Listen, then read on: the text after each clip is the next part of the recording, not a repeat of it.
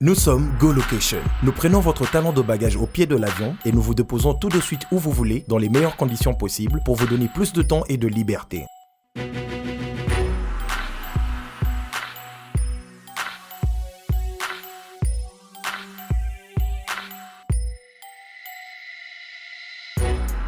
Vous avez le choix entre partager un van à partir de $25 par personne et une berline privée à partir de $50. Ce n'est pas tout, nous vous offrons des prix plus avantageux après votre première consommation de nos services partant de l'aéroport. Notre gamme très variée de véhicules vous accompagne dans tous vos événements pour un meilleur séjour à des prix hors concurrence et ce, 7 jours sur 7.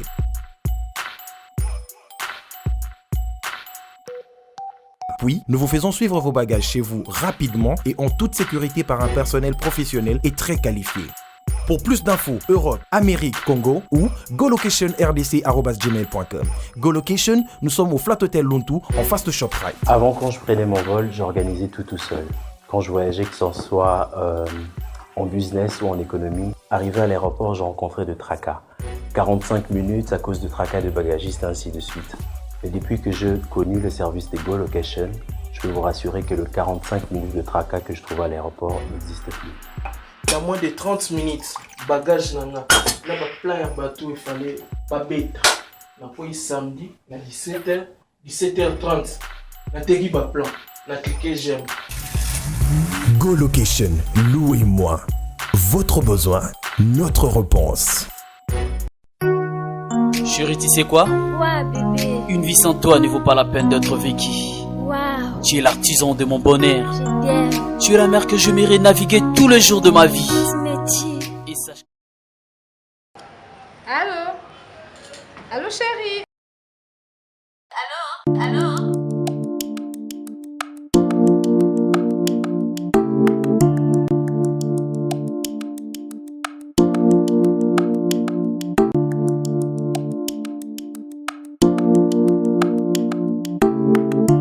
Oui, madame. Allô? S'il vous plaît. Allô? Tu es très belle, madame. Merci. Réponds ta femme au téléphone. Non, madame. Allô? Ce n'est pas ma femme. C'est ma sœur. Ah bon? C'est pas la peine d'être infidèle.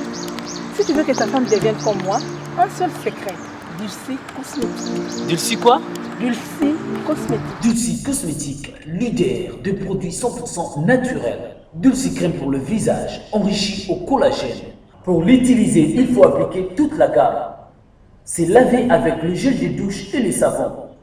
Après le bain, appliquez la crème dans le corps et surtout dans les parties affectées. Dulcie crème pour le visage, enrichi au collagène. Anti-âge, améliore l'élasticité de la peau, lutte contre le ride et autres effets du vieillissement. Voici les résultats après 2 semaines.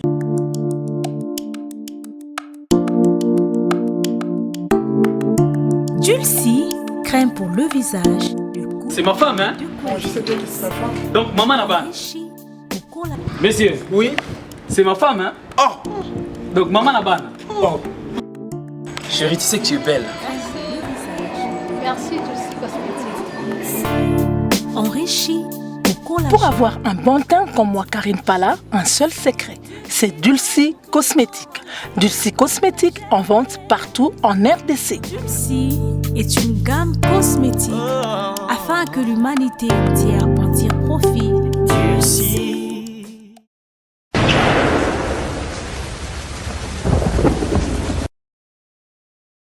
Heureux de vous savoir nombreux devant vos postes téléviseurs pour suivre votre émission Les News et Stars Nakati et Assit Nabino, la voix du peuple. Chers amis téléspectateurs, comme j'ai l'habitude de vous dire qu'émission oh, Les News et Stars, tout est la Nabino Kaba News, il y a Bastar Nabino, ça fait un bout de temps. Mais retenons déjà la date du 22 décembre. Kofi à la carte dans la salle du spectacle Showbiz et Zabongo na colonel Munjiba pour na bateau ba bien monté za na colonel Munjiba concession Il Mercato référence ambassade à France référence monsieur Zali Orange nini siège administratif ya Orange Zarawana place Tigwe Zarakala na Munjiba wana pour mon Showbiz et Zawana Kofi à la carte donc Kofi Olomide a rebêté la biso chef d'œuvre, a rebêté la biso les grands crus et puis le classique. Donc ils ont divisé bon on a 3 chef d'œuvre en temps à le rôle bango bila, Koukou, Koweït, Fouta Diallo, SOS, voilà ils ont chef d'œuvre et puis les grands crus a rebêté le rôle Kike Wing, bango bila, Gino, Morengo, eloko etikanga na zemie, nga mona moke boyo chaveni na nga ya danger, Suka na Nzembo, Koukou, Mbabula, Mbabula okutunga bena isevanga trop na mabolingo. Et les mois civilisés, zéro faute, et puis tous en classique comme désespoir, papa bonheur. Donc je vous invite, concert, je pense qu'ils ont battu belé, Luka Yango, ça fait bout de temps, et Senga Kofi, et voilà, l'opportunité nous est donnée, Namutunio Soya pour assister Kofi à la carte le vendredi 22 décembre au Showbiz. Et la raison pour laquelle l'autre bien ici, Moutoaz a dit bon chargé à communication, il y a Kofi Central, ça fait un bout de temps, le bito Yamba et l'autre Yamba du sous-sopoto bêta, Masola, Kofi à la carte, et puis l'actualité qui tourne tout autour de ça. Bonjour, Rosa Ngoma. Bonjour Vincent Chilouizi. Voilà, en tout cas, très heureux à une bonne émission. Mais moi, personnellement, ça fait un bout de temps, n'attendre au micro. Batu babenganga, batu tunanga Rosa Ngoma aza kenda wapi. Eza ba msusu wa mobenga ba bisinga non, ye mura isi so ka longwa na ye. Ba msusu alobe azobe azakaka. Ba msusu abe alongwa na ye me batikala ka ba pire vieux na pire petit ya Kofi. Mais tonto ye ba Rosa Ngoma silence na yo ezaki di na nini. Oui, question, laissez nous répondre à Vincent. Moi, briefing, car pour une première fois, tout na kaka. Bon, ils ont eu un mécontentement, ils ont eu un mécontentement, mais bon, après, les Kinango, quand les lincettes, ça c'est là en famille, tout le bon. Bon, au fait, il y a le papier qui est mécontentement, yango ils qui peut vraiment directement lié na mon paoté, ils ont directement lié na été. Indirectement lié na yé dans sens que batou oyo bande kotozarana bango na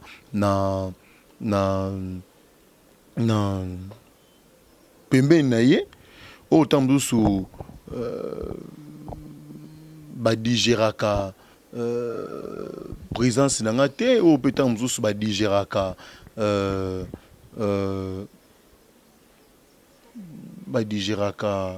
estime o yazara nango epa na ngai te nde omoni bakokende boye koloba boye kozongisa boye ngai naturellement déjà soki namoni place mon boye ikomo kenda nga déjà compliqué, je me retire.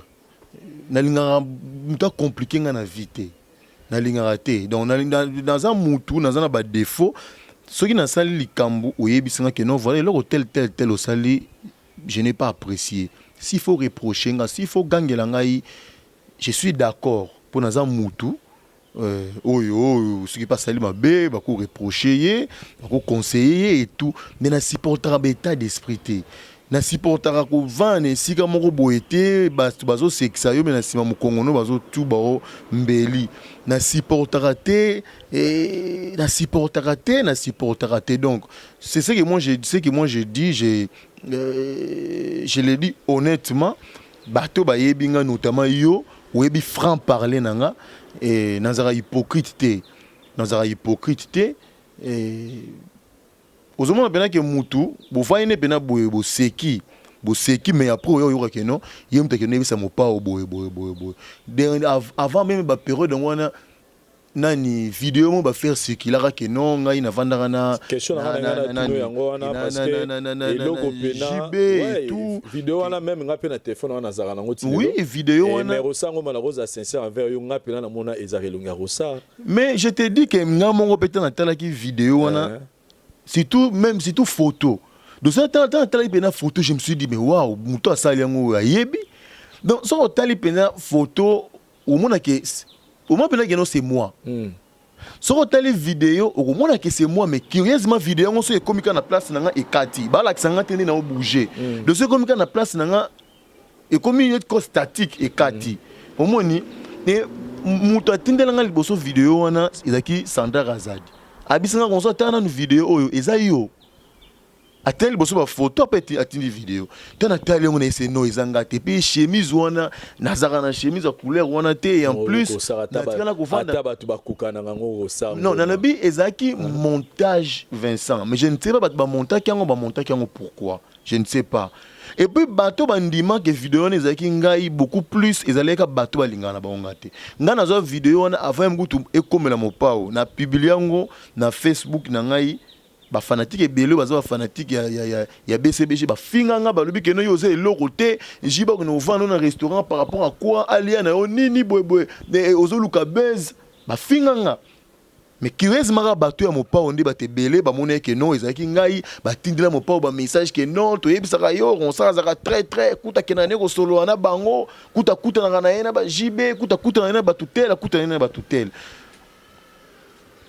ba message quand mon papa zotindela bango mon papa zotindela nga yango na yana mon fleury pona na so na mon papa OK vidéo na ezala ngati mais je te dis Vincent na comment mon papa zali na ta studio na ye avant na kuta na ye mais je te dis ba regard batu batalanga ye na ta lopango na demande ba regard mutu mombo ke bazo zelela ye et tant musu ba lobele les 4 vérités c'est dire seulement na que non bazo tala d'une personne non grata. Donc, vous avez une personne non grata. Donc, vous avez que non, mon père a confirmé que non, le père on a au côté sauté. Malheureusement pour na bango, ba mon pe qui te coûte mon père le bien a lobby bongoté. Mon père le bien que non, vidéo je crois que ba salio yango nanko. Certainement que yo ya kino kara au monde qui jibe par respect, o yo PC mboté ali batwa filmer pour ba publier yango. Na ebisi na vanda na jibe sika monté. Na vanda na restaurant te.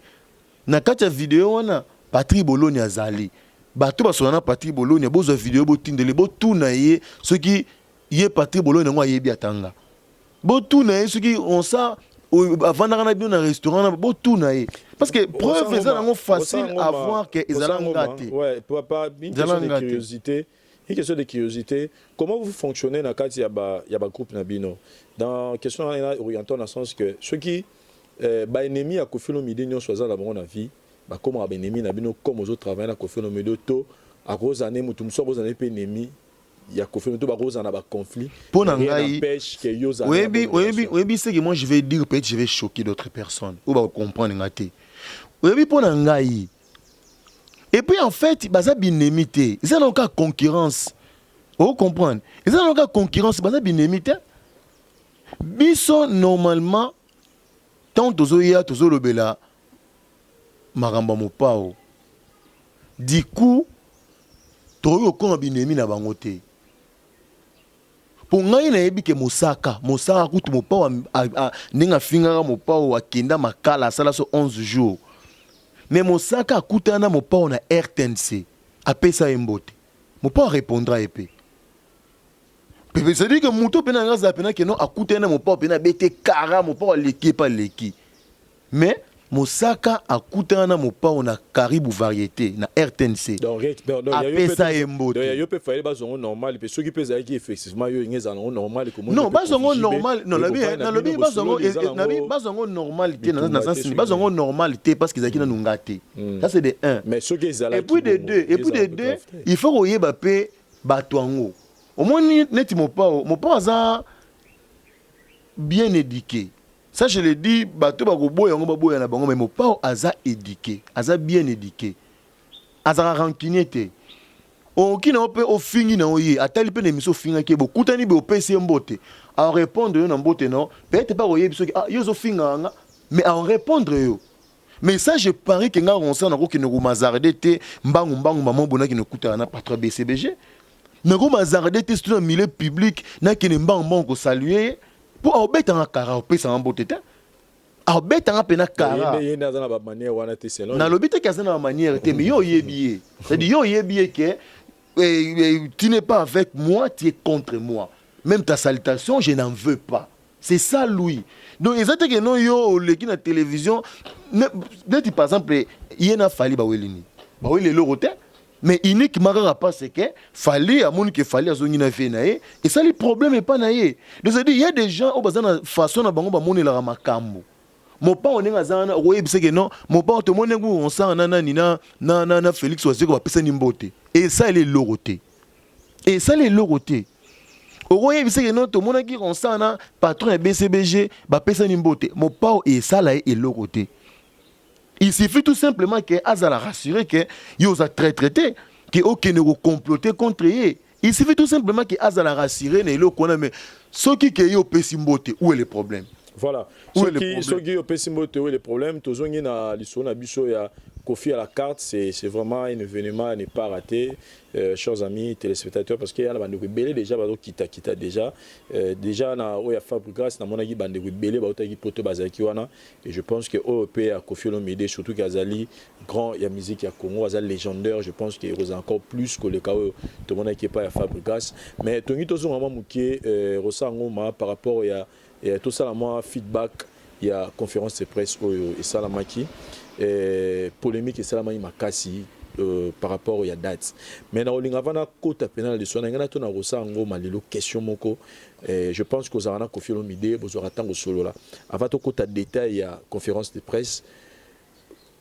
Des fois, est-ce que vous aurez tant au solo mukena Kofi Olomide ko tunaye question oyo. Pourquoi la relation nyo so Kofi Olomide entretenara na bande kone ba musicien et dégénérera toujours dans le négatif. Nanenga mabe. Jamais tu assistes à la relation moro ya Kofi Olomide na musicien moko qui est en bon terme et qui va continuer à être bon terme na bango basuka na kana obeba. Pas plus longtemps, nabo le autant va comme musicien. Mais est-ce que vous aurez un retour na raie question là? Des fois, il mora mi le blaté que ba musicien nyos o ngana prochaka. Nazara toujours, nasuka toujours ko beba na bango. Personnellement, pour Naïmo, est-ce que vous avez retourné une question Naïmo personnellement personnellement, on a posé question en athée. Ça c'est le beau de un. Personnellement, on a posé question en athée parce que n'amoko nazara témoin oculaire, il y a dégradation à la relation en a. Donc n'aku na dégradation à la relation nyonso wana ka Kofi mutazala na ngana lobi boy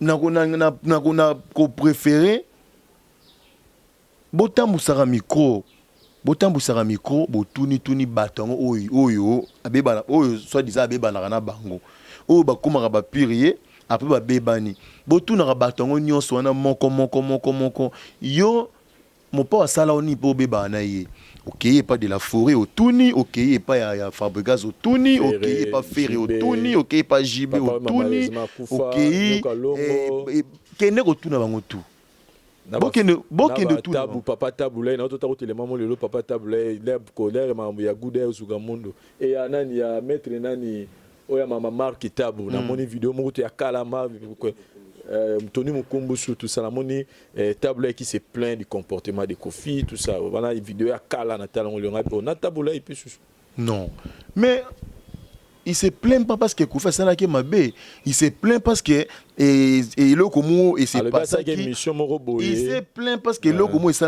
qui na concert à Kofi Olomide, c'est pas Kofi Olomide qui avait envoyé na Tony Mukumbu sur qui nous bêta Marc Tabu acte qu'on a condamné. Acte qu'on a condamné. Donc, en général, présenter le rango bongo, c'est pas juste. C'est pas juste. Parce que. Non, généralisé. Ne pas présenter le rango bongo, c'est pas du tout juste. Parce que. Abibana batu. Ngana ba no tangilo par exemple, ka moko oyo ngamoko sans que peut-être na tout naie que moi j'ai vécu. Na bandero par exemple na kaya we ranson de la forêt. Mon père na we ranson ba wele elo côté. Ba wela elo côté ko non parce que asala ki besoin c'est ba wela elo côté. Et le oka ba oka ke de la forêt abenda nzoto na mon père ezala ki parce que faire à côté la carte la terre. Or ba ko na bango ya maisha à l'époque et c'est un que ceux qui musiciens moko boy à longue orchestre tel nga qui orchestre tel il faut au préalable autorisation il y a place à outils on la trouvons on a sensité c'est là que c'était et ça il a sensité mais bah quand on va ça là qui ezala ki bongo Et encore, c'était des accords non écrits. Des accords non écrits. Accords qui bon. Or, faire déjà les marquis, pas pour PJDT, Bill Clinton et consort. Bimi si pe album et bimi et salo yango esalaki. Semble-t-il que na maison mère comment il ko entreprendre démarche pour que Ferré azonga à maison mère. Alors il s'est fait que Ferré azanki séduit na quartier latin ou na offre à quartier latin. Il faut le cacher. Non, quel cachet? Peu importe, non, Ferré était beaucoup plus séduit dans le quartier latin. Ferré a adhéré au quartier latin. Oui, on a vieux ndengenini à Kei Kozwa, musicien Nangai. Pourtant, Ferré ne faisait plus partie, il y a maison mère. Et lors et bon, rien d'autre. Qui peut être mais à mon avis, rien d'autre à part les Cambouya Ferré. Tokiti na Jibin Piana. Jibin Piana évité ce qui excusez-moi, je ne veux pas faire de la polémique, mais n'a évité ce qui peut être proximité il y a mon père ou Azaranangona famille Sassou. To n'a évité. Parce que au fait, parce que au fait, mon père a vaincu nanda kunaye. Na bona tanga bakomba batwana pe batanga basola rapena patron BCBG. Na bona tanga bakomba bombe. Avant di boye Bralima a organisé le on a organisé on ya sur fréquence star. Ouais. Ce que muto a gagné qui bah ça il est fait. Ce pe na Maisha Park et soit pon wana sur na club, sur na Shark Club sur wapi. Bah ça il est fait quoi. Second invité patron et BCBG. Parce qu'il a c'est gay et consort. Hier garçon a gagné qui a ébiqué.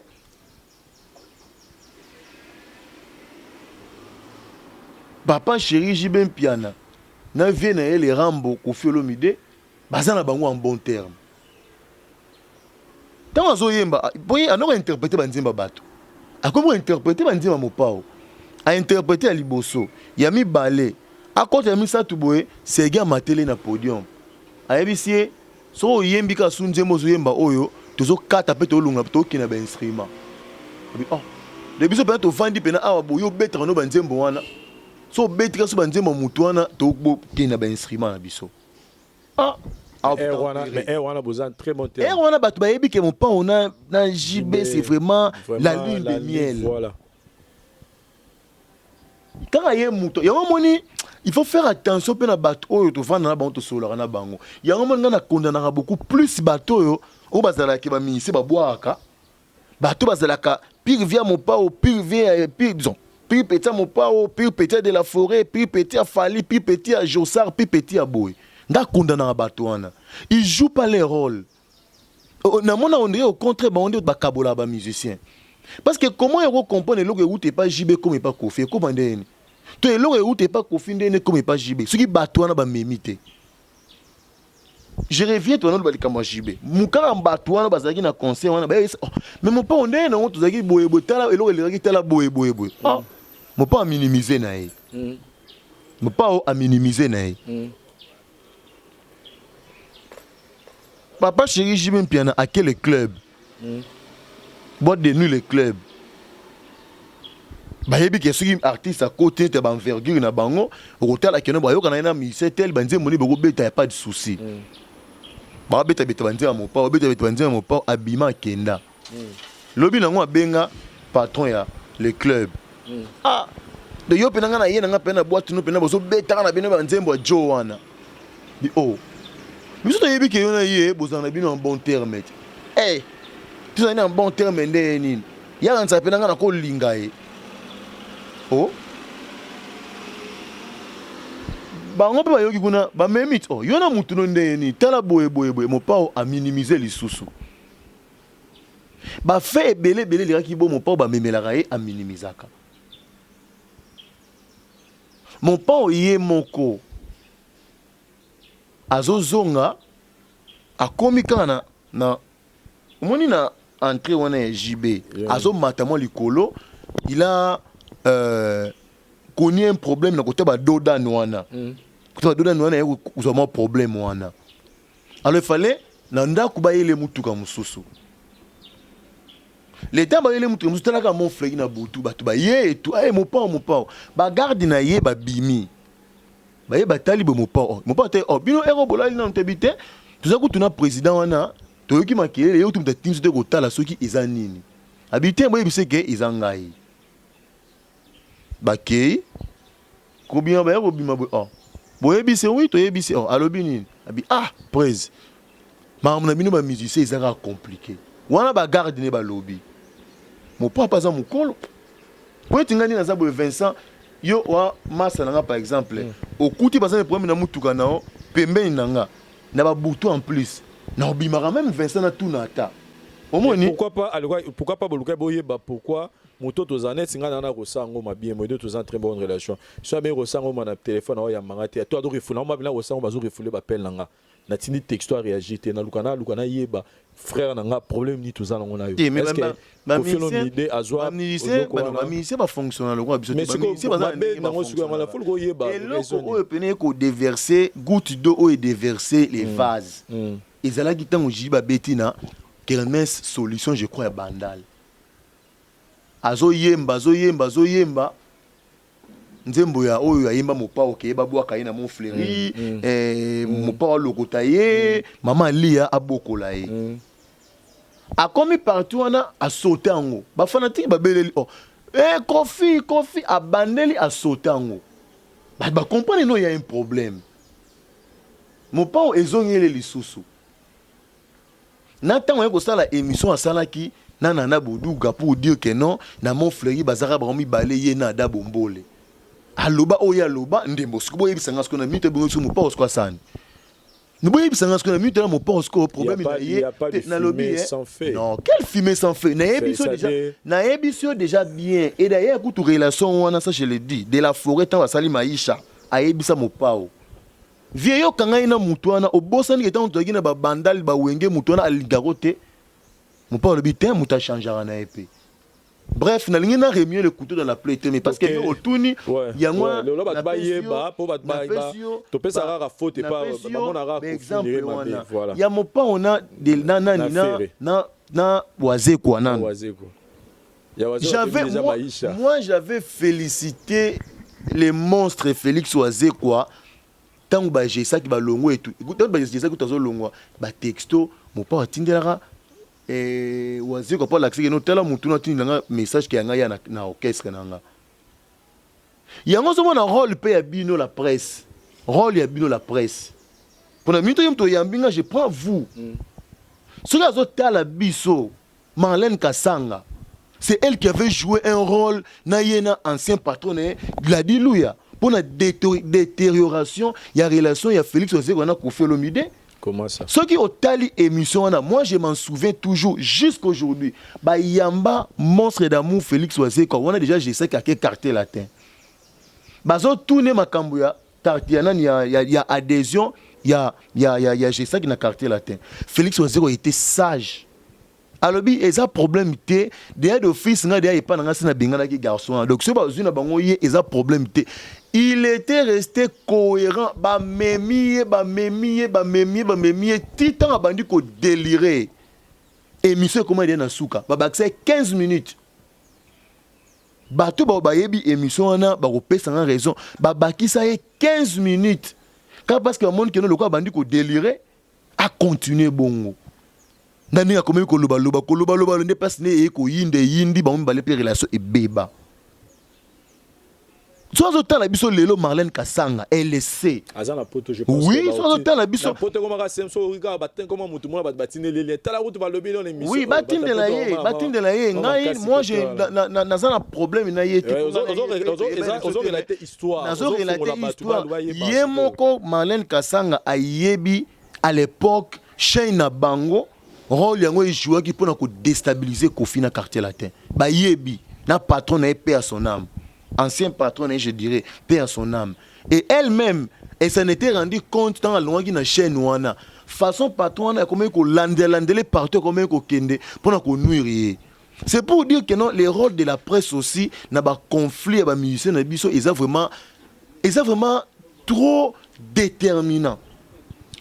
Au moins, on a chroniqué, ça boy, et puis tu y écoutes quoi, tu écoutes na y écoute boy, a fini. Au moins, a fini. C'est une telle chose déjà, moi, relation, na telle chose moi quelqu'un, si on a longtemps à Nyon, c'est aussi sa émission T. Voilà. C'est pour te dire que non, c'est pas Koffi Olomide. C'est vrai, il y a un adage qui dit que ceux qui sont au fundara, ceux qui fundara yo, aux a raison. Je peux procurer un dossier pour dire mais pour un cas on débat fundara, tant ceux qui ont raison mais pour un cas on débat fundara. Mais l'exception confirmant la règle. Et ça qui me passe dans la règle non asa na ta règle wana te que parce que bato bazo accuser c'est yende kama be asa mutu ana ba défaut asa na ba qualité te ana ba défaut. Mais moi ce n'est pas mon membre ça la ba ma li à place asa yo si maman li ndenge azana maman sumba ina sara se plan nango voilà c'est na ka musu pa tel plan que non a c'est pas l'été voilà mais yango te mto se ebo malibala na bango voilà sur na asa mutu na perfection na ye mais bon attribuer ya biloko ya yete voilà na ina chité ce qu'on nango pour prendre un petit exemple lelo toza fier ata mokete moi je continue à le dire je suis contre toutes les chansons Fabrigas azo sala lelo contre les noms de Koffi Olomide parce que même s'il ne le dit pas, mais tant qu'on a des signes pour confirmer qu'il s'attaque à Koffi Olomide. Je suis contre ce genre de choses parce que ils ont sa fierté dans la musique. Les lots, Davido, les lots, Piscoa, les lots, musiciens, Libanda, DJ Arafat, les lots, Moni Moutouloa, Koffi Olomide. Kitara mutu na se pour manifester respect na bango na grand icône ya musique africaine ou sali le belé alors il serait mieux biso moro to bana opesa ba mission na respect papa ta a fingio mwana heureusement que c'est la papa ainsi c'était pour l'accès papa qui papa comme bangi ngate pe na banga yote Koffi Olomide tanga bani o sa musique abandi ça va succès à mon aime la vie Fabrigas Sabotama inamte azagina nous dans les néants donc papa et la maman Fabrigas c'est mando la musique à Fabrigas la musique à Koffi Olomide donc moi je préférais la musicien sur Fabrigas à me camper qu'on revoir façon à se comporter parce qu'on les voit na banzembo qui s'attaque à Koffi Olomide et Gobagi c'est là et l'oroté ceux qui ba émis à la D ceux qui ba Davido baleki s'il faut le dire na succès bazo respecter ba roi ba Koffi Olomide na mabe na malam na e biso pe bao toza na mboka to ba repesa bango respect mais nanga muna bino pe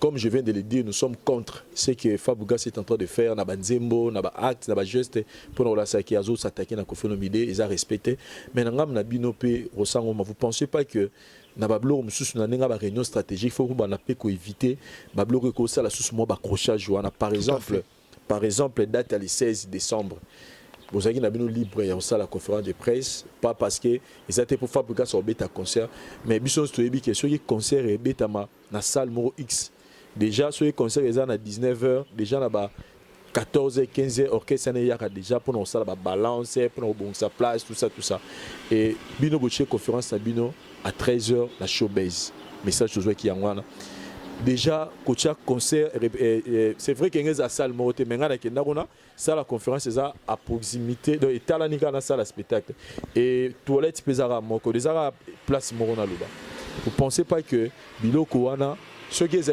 producteurs sont obligés de habiter il faut savoir la showbiz maintenant qu'on éviter moi accrochage moi besoin ça là qui et faire perdre valeur ya Koffi Olomide pour que karaté déjà les bandes qu'on éviter que conférence on est ça la showbiz pour éviter que bloquer ça la sous que moi na ameka rocha moi le na likola papa dans le but mon père organise en Afrique du Sud ou en Côte d'Ivoire bah bien c'est par exemple un producteur qui s'appelle Jijima Mampinda Abet Samopa on a président Denis Ngambani voilà président Denis Ngambani par exemple abi que non bon dans nos bêtes les gars mopa on a na Abidjan moi aussi né je lis qui m'a le que non ngai no bêtes ça Ferré Pékara na Abidjan des producteurs différents si quoi président Denis Ngambani le que arobetisa mopao le 22 na palais de la culture ya Abidjan et que point de presse ya mopao et salama le 16 na kaka na kati ya salle moko eza na kati ya palais de la culture. Sikoyo Jili Kitima pe mwasi ya Doni ya président Denis Ngambani a lobi ke no bon yé pe on bet ça faire kaka na palais des sports les 16 yango wana. Sikoyo mopao ye azumbongo ngani ya président Adonis Ngambani. Ayebi programme ya palais des sports te ou palais de la culture ya Côte d'Ivoire te. Sikoyo arosa neni nango akoma magicien ayeba ke non kuna pe mutu tela obeta nga mona ya ezate parce que tela zo beta kuna. Voilà, j'ai aimé la sagesse ya Nati Lokole. Bon mon pas bimarate mikolo aza mingi na répétition pour na concert à le 22. Pour amona ba banderole ayeba ke tel to tela obeta kuna.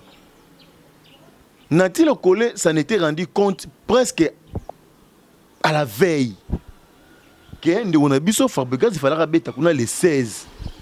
Les 15 Nati Lokole le bi point de presse il y a les gars mon pao et go salemela awate par le fait que Fabregas passe au beta les 16 et qu'on a mal interprété à l'opinion tout délocalisé.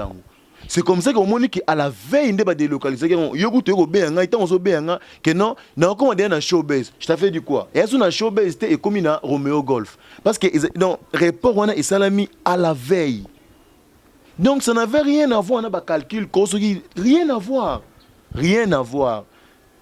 c'est mon père aye barango bien avant peut-être mon père on est dans le baté évitons mais j'ai aimé une fois de plus sagesse à Nati Lokole ou à Singaki na ba organisateur ba délocaliser yango donc voilà. Voilà, en tout cas, ça c'est une bonne précision. Donc, je pense que vous avez tout dit. After conférence de presse, les journalistes, les babi, na niveau à Kofolo Mide, les journalistes, c'est pour leur donner moins de 5 $, 6 000 francs congolais. Na habité organisation d'abord de 1 ces chroniqueurs n'étaient même pas invités. Ça c'est d'abord de 1 ils n'étaient même pas invités. Ngai Franck Stema il m'avait appelé je crois 3 ou 4 jours avant.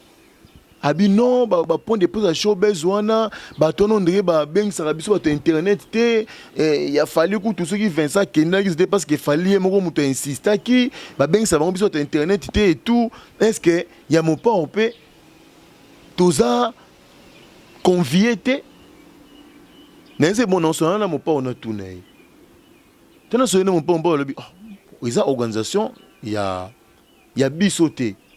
Mais je crois que vous allez même bien qu'on ben attend moi 4 ou 5 animateurs et internet parce que bango peut baser une opinion na bango baser pe na public ou état la rapé bango.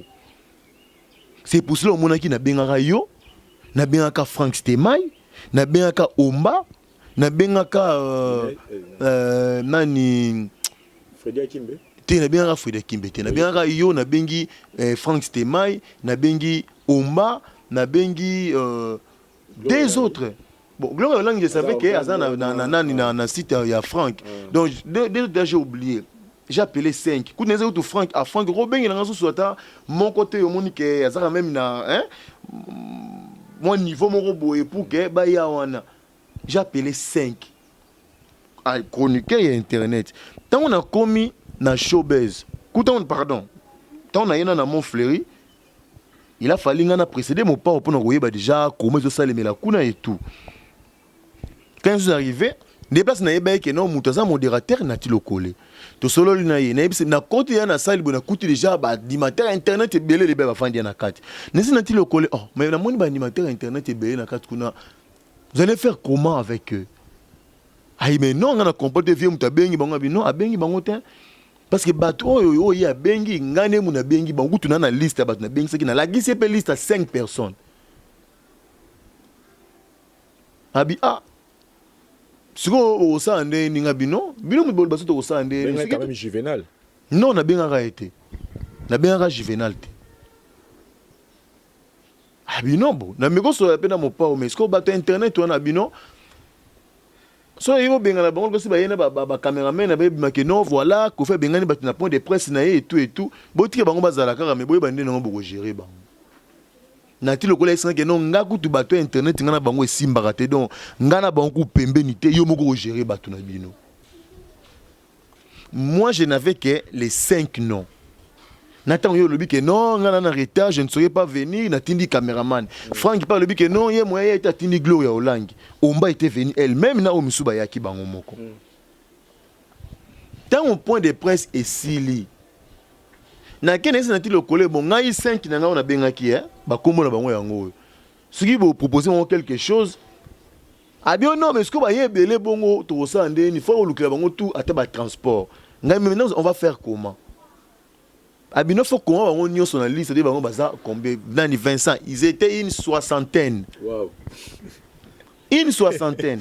Cameraman na wazala qui a témoigné. Ouais, na yo ka yisola comment il ba e belé. Sur et déranger même ni conférence maqueler les désordres. Ba organisateur bazu a pesi mbongo pas Freddy Akimbe. Akindi a changé. Nga on a monaki na maboko Freddy Akimbe 300 000 francs congolais. Gloria Olangi je sais pas nani nsusu to na ba on a kati ya salle yango na ti lokole ta ba na opesa mbongo wana. Gloria Olangi azoki déjà par nae akei. Elle n'était pas la carte à 300 000 wana. Tant que bimisko na Freddy Akimbe, toi na pesa bango mbongo wana. Ngana otanga ba kombo yazo pesa ka bango. Il se fait que grosse moulure, c'est ça? Oui, grosse moulure. Grosse moulure. Je sais pas ce qui bino ba conflit na bino bozana on a ba internet, elle n'était pas contente du fait que Freddy Akimbe ba servaki déjà Gloria Olangi na kati et que yebe ko pesa ye na kati ya lisanga banganga. Na kati ya batu nyonso. Abani on s'attaquait contre Freddy. Freddy lui mais zanga ité zambo na nga ité. Gloria Olangi azaki na kati kuna ba pesi ya ke boye boye. Oh non, pour nini boye boye. J'ai senti que et comment qui moi bien te bango mi balé. Maman Freddy a bisinga yi tout ça, il y a un calcul, il y a un bon nombre de personnes et ça, il y a au moins 6 000 francs. Frédéric, le binga personne a 6 000, il y a un bon aussi porté. À 6 000 francs, il y a un bon quand ba mizutu ba na liste était baillé bango te comment il faut passer bango ba 3 000 parce que mbongo ici là kinango. Et je précise que ça n'avait rien à voir avec Koffi Olomide. Rien à voir. Mbongo ne utaki na poche à mon pas ôté. Et utaki na poche à ba organisateur. Voilà. En tout cas, ce sont des très bonnes positions. Et vous avez dit que organisateur, il y a un chaque Congo émission pour dire que nous voilà 6 000 francs. Est-ce qu'un chroniqueur ou un journaliste qui n'est pas de presse pas qu'il soit coupage kuna? Ceux qui doivent payer son bon, au rendre information avec objectivité. Voilà. Au rendre avec objectivité. Voilà. Rosa Ngoma, pour gagner du temps par rapport à la précision, les gens se posent la question, Bamsouba Lobby, pour une telle invitation à Weranson, pourquoi pas Koffi Olomide avant d'annoncer à la télé que a invité Weranson à Mekagina nous Kosolano, na Werana Ninga Bomi Balé, pour venir relayer l'information à la télévision, Bandina nous Kolobango pour une invitation à Sima. Et les gens maintenant posent la question, Nabino, ceux qui le Weranson a été na concert. Est-ce que conflit au botali susu et comment susu qui wera boy goya concert à Koffi Olomide tout ça est-ce que after concert wana et que wera été mais qu'est-ce qui peut parfois cette question se pose mal Vincent, cette question se pose mal ngai na invité au Vincent na fête nanga allez mbala mode ba bongo ba on sait c'est Vincent Goya. Est-ce que Vincent Goya par rapport à ce qui s'est passé dans le passé, que déjà depuis un bout de temps, Weranson a un mois de distance mona vient à Koffi Olomide. To yebi en tout cas, surtout c'est voilà raté. Ce que yango bazolo par exemple Fali qui a invité qui fallait en tout cas nous sommes à l'aise avec que non fallait rien naie pour déjà Koffi et faut faire yaka et déranger batouté. Mais ceux qui bazo se poser des questions pour na parce que to yebi biso ce que il y a un moment où Weranson a Koffi bazo moi de distance. Bato se poser des questions les ba aigri. Ils a battu raté, ils a battu oyo, ils ont gêné bango que bamo na ngambo maison mère to ngambo quartier latin les langages ont changé. Ils abattent ba yokela mutema pasi. Et je précise que Weranson ayate concert wana erobeta batu bagoya ebele et nous n'allons pas lui en vouloir. Toro yina été toro comme binemité parce que ayete non pas du tout. Pas du tout. Mon père a tenu la invitation. C'est à lui de voir. Sankara était passé, il a tenu des propos que j'ai aimé. Ils ont eu une émission. Au moins, il y a une émission, je crois, que j'ai beaucoup aimé. Il a confirmé qu'il va au moins, c'est-à-dire, ceux qui, par exemple, que Sankara, les caca, le bique, non, on a une invitation à Bangote, d'ailleurs, écoute, bois, kaki, ango, d'ailleurs, écoute. Ce qui nous intéresse, car le fait que l'invitation est la bienvenue. Point barre. Et la forêt, aya, te toyina, te, tozala toujours bien aïe, tozala toujours né, tozali naïe. Voilà. Parce que invitation, ezalaka na caractère contraignant te. Je le répète ici dans ton émission. Invitation a un caractère contraignant te. Qu'invitation soit oye, tozano bien, soit oye te toyinani. Non. Bah tu besoin d'un concert au bah oye te que parce que oui rançon est invité. Bah oye pense que qu'on fait le mini nazo beta. Yango menit. Meni yango yo moni nzembo de la forêt na ta meni. Mais tu auras eu ton moni va répéter kala ibouin. Voilà. Ngai na ebike na sali fête là par exemple ne sika moko bo et que menu eza na fête wana isa ba frites ba nini mais na ebike invité moko roya invité na ngai eza Vincent tant que Kasayen alingane mingi pondu na fufu soki pe na makaya buso na ndakala ngabite pona sepelisa invité na ngai Vincent en dehors ya menu oyo eza prévu bolambele déjà boye po yene so akutinde yango a sepela soki Vincent yé bah yambi dignement aller blog préparer pour naïe c'est pas Vincent pas y pété il y aura toujours des gens qui vont se réjouir du fait que bah les hôtes de la soirée c'est Kofi Olomide c'est pas Weranson Weranson a invité. Donc, n'a répété qu'il peut ou ne pas venir et ça la polémique. Na boy après concert wana, bolo ba ke non kutu ra kenda kité, toloba ki akoya te. Biso c'est le cadet de nos soucis. Donc, ce qui a yé to yambe dinima, c'est pas yé pété. Problème te to yina na te. Voilà. Bolo ka te bo créer kara zizani kara parce que bo monde ba tiner la invitation non, voilà. Pas du tout. Le quartier présente Kofi à la carte dans la salle du spectacle Showbiz le 22 décembre 2017. Kofi à la carte, il y aura beaucoup de chansons, nostalgie, chefs-d'œuvre. Non, nous présent moni ba chansons oyo moni otangi oyo. Les chefs-d'œuvre au moni, les chefs-d'œuvre, les grands crus, na les classiques.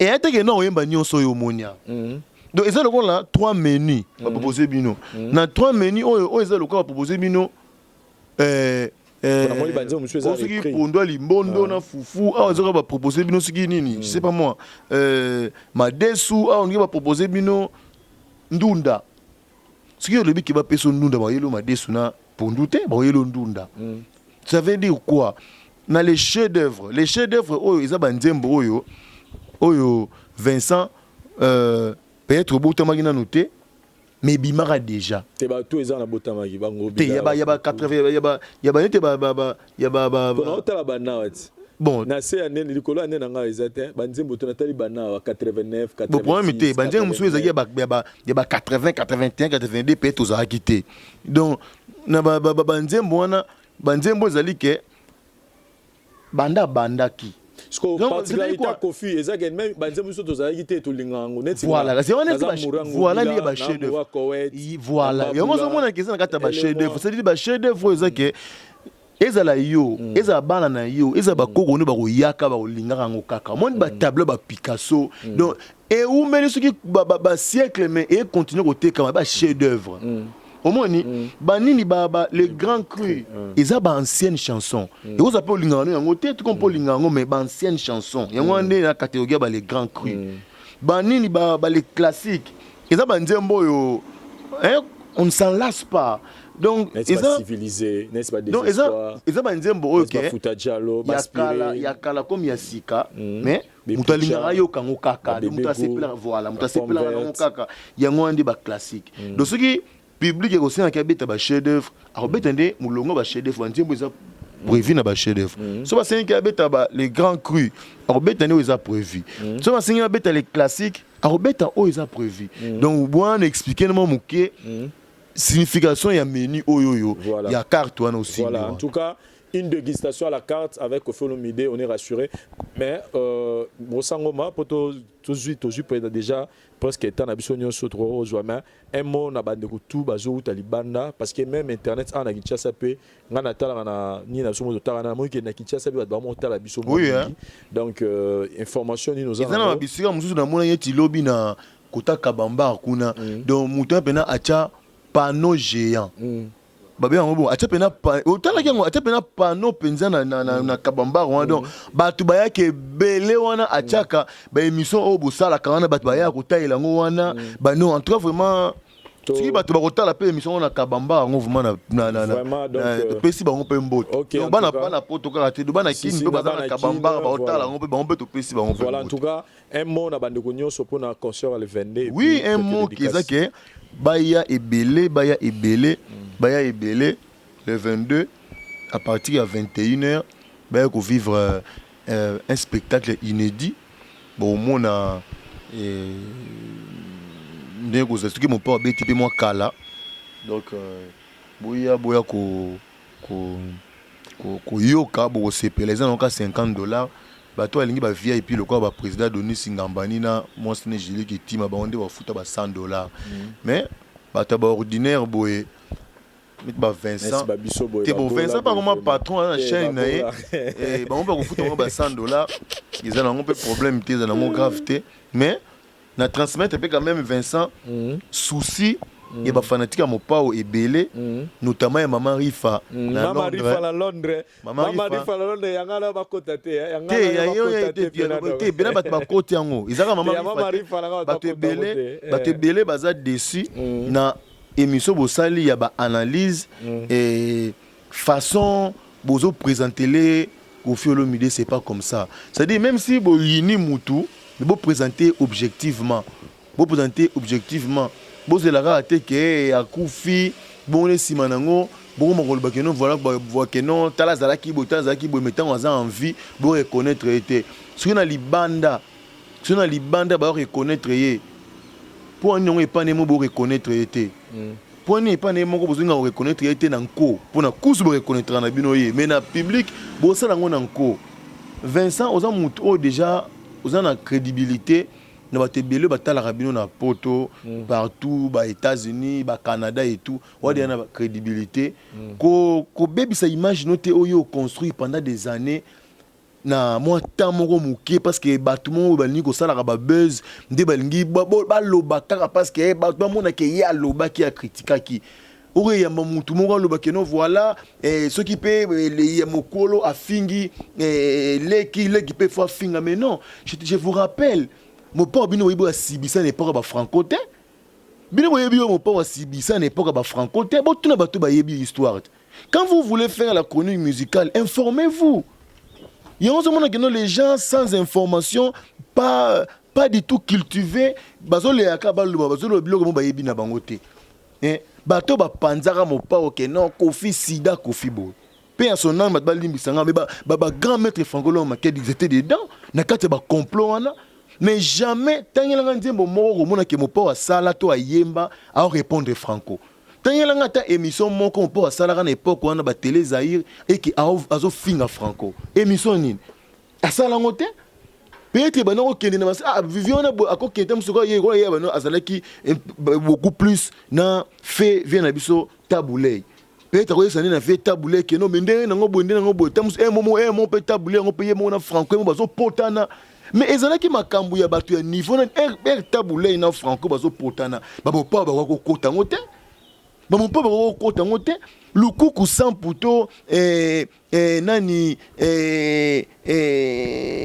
bolo abonza kwa ton akoya ko poser ko fi question te que non lelo Franco na tabule ba yo kanate yo ko fe lobini ni allez mon papa non ba que non Franco azama be a faux chanteur mais non c'est ça que je dis que le rôle de la presse tant mon papa yemba ba mal aimé tant yemba ba Dieu voit tout banzembo yemba on sa yemba parce que il était tellement persécuté. Depuis maintenant combat depuis n'importe pas Franco. Mais au retour au monde qu'il a répondu à vieux. Voilà au sang c'est vrai pas ça 3 minutes pour ça. Et précision mon ça importante pour na bateau ba Hollande pour que ba comprendre bateau ba encourager que non l'équipe a ko finga non, c'est vraiment impoli de dire ça. Au moins ni l'équipe a répondre mukolo par rapport à quoi? Au finga mukolo par rapport yo les encourager que les ka finga ya moko boye pour ba fingi yote le bio betan on leki moko fingo et salonde nini le but que yaya ko zape abungi penzela to boyité mais c'est pas pour autant que les ka s'afficher publiquement ah non finga yaya soyons quand même poli soyons quand même tout l'action tout ça quand même des personnes éduquées tous dans la caractère le ba mboa moko buka baza sans instruction sans éducation. Tanga na vandi na monde que non Vincent na caméraman na oyo et caméraman akom ko manquer pas parce que ça caméraman parce que ça petit frère moi je ne peux pas relayer ça vraiment dans zone président que non baté belé bazaki choqué bazaki déçu na émission wana kuta na zone bana bon que non lobi non ça la émission na Vincent ba isra que non ko ça na yete to lingeli soute ko ça na yete mais bandeko Vincent azape mutute azala pona biso raté to on a besoin de azande partial azala objectif to on a posé qui a to rallier quand le belaka caractère sinon comme un peu monotonie il faut allo ba makambo eza bongo allo ba makambo eza juste depuis na plateau na yo koyamba n'importe qui te mutu moko boye oyo azana matière na mutute oyambie kaka ye alobi ka ba mona keno alobaki donc vraiment ça c'est vraiment une précision et là moi la CPL parce que le Vincent na poto comme tambola Vincent Mutakofi ba binga ngo tout moi ça Kofi na ibité surtout ça la ngo wapi ezanga nga biso tout to basi na ezanga nga oh moi ça fali tout ça mais moment ni lelo ko bata Kofi va même des so lobi to boy Vincent ça sur émission en ba Kofi donc ce ko bino ba na ramta Kofi vous monter que besoin confusion pour na bata Kofi babi to boy à ça l'émission na bata Kofi donc pour prouver que to za na biso bata Kofi tene bolo ba nous faisons que notre travail mais on est des humains des fompés des rappés mais famille tu la toujours famille ressango ma quelques dédicaces pour aussi ça la biso.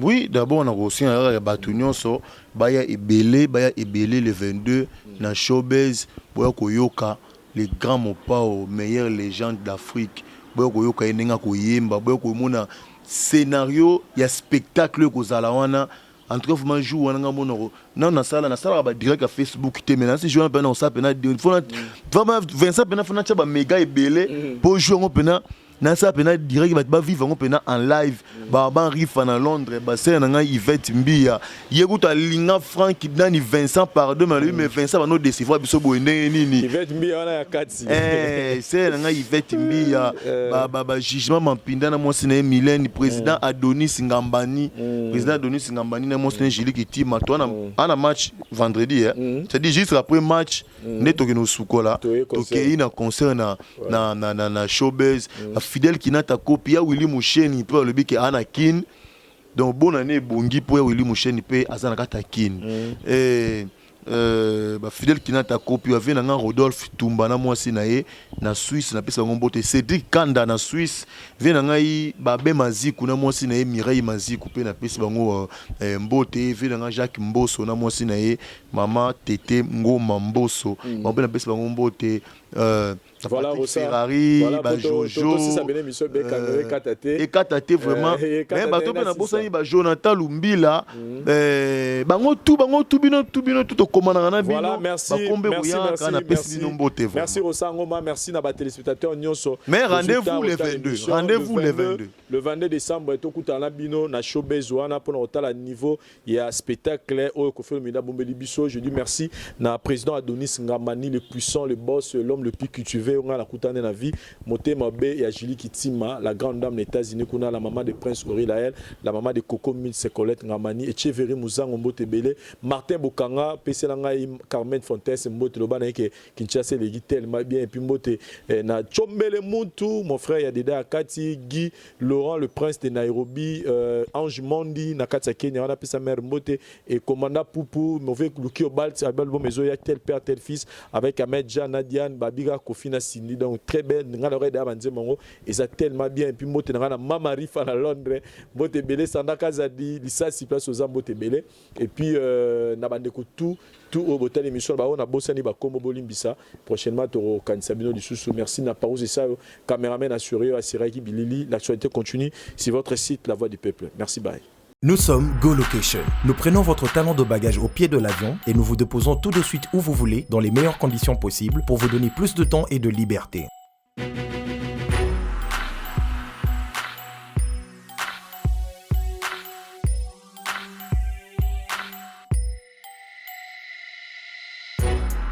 Vous avez le choix entre partager un van à partir de $25 par personne et une berline privée à partir de $50.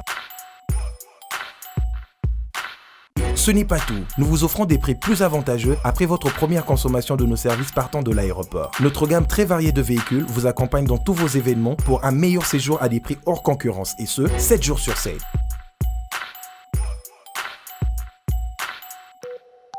Puis, nous vous faisons suivre vos bagages chez vous rapidement et en toute sécurité par un personnel professionnel et très qualifié. Pour plus d'infos, Europe, Amérique, Congo ou golocation@rdc@gmail.com. GoLocation, nous sommes au Flat Hotel Lontou en face de ShopRite. Avant, quand je prenais mon vol, j'organisais tout seul. Quand je voyageais, que ce soit en business ou en économie, arrivé à l'aéroport, je rencontrais de tracas. 45 minutes à cause de tracas de bagagistes, ainsi de suite. Et depuis que j'ai connu le service de GoLocation, je peux vous rassurer que le 45 minutes de tracas que je trouve à l'aéroport n'existe plus. Il y a moins de 30 minutes, bagage nanga. Là, plein de bateau, il fallait pas bête. On a pris samedi, à 17h, 17h30. On a tegui ba plan. On a cliqué j'aime. GoLocation, louez-moi. Votre besoin, notre réponse. Chérie, tu sais quoi? Ouais, bébé. Une vie sans toi ne vaut pas la peine d'être vécue. Waouh. Tu es l'artisan de mon bonheur. Je t'aime. Tu es la mer que je m'irai naviguer tous les jours de ma vie. Et sache... Allô? Allô, chérie? Allô? Allô?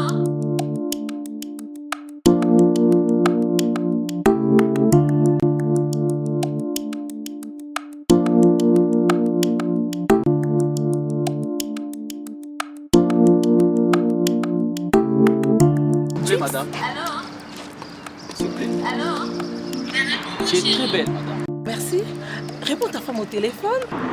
Non, madame. Allô? Ce n'est pas ma femme. C'est ma sœur. Ah bon? C'est pas la peine d'être infidèle. Si tu veux que ta femme devienne comme moi, un seul secret. Dulcie Cosmétique. Dulcie quoi? Dulcie Cosmétique. Dulcie Cosmétique, leader de produits 100% naturels. Dulcie crème pour le visage, enrichi au collagène. Pour l'utiliser, il faut appliquer toute la gamme. C'est laver avec le gel de douche et le savon. Après le bain, appliquez la crème dans le corps et surtout dans les parties affectées. Dulcie crème pour le visage, enrichi au collagène. Anti-âge, améliore l'élasticité de la peau, lutte contre le ride et autres effets du vieillissement. Voici les résultats après 2 semaines.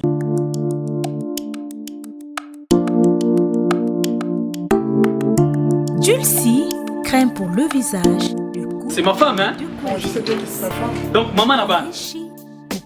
Monsieur. Oui? C'est ma femme, hein? Oh! Donc, maman là-bas. Oh! Chérie, tu sais que tu es belle.